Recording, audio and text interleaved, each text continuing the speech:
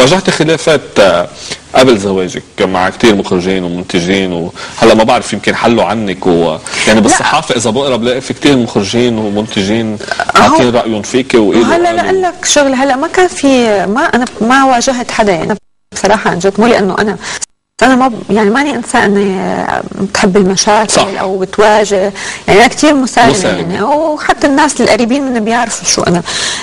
بس ممكن قلت لك يعني نحن عنا بالوسط مشكله، يعني عنا كثير حكي وقيل وقال وطق براغي ولقلقات، ومثل ما حكيت في ناس ممكن ما تتاسى بهالشيء، بس في ناس انه ممكن تاخذ على خاطرها، فممكن نتيجه هذا الشيء يصير في مشكل وزعل وكذا.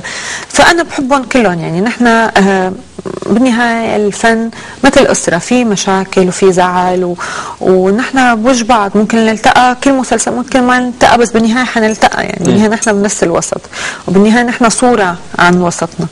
فأنا تفاديا لا ممكن تصير مشكلة غيرة، ما بتعرف ممكن من طرف يمكن من طرف الآخر، أنا بحب تكون موضوع قاصر على موضوع الشغل. يعني نحن رفقات بالشغل، أنا عندي كتير رفقات وكتير صداقات زمالي، بس نحن بشكل عام يعني نحن شغلنا بياخذ 3/4 وقتنا، فبالأساس أصلا ما عندنا وقت.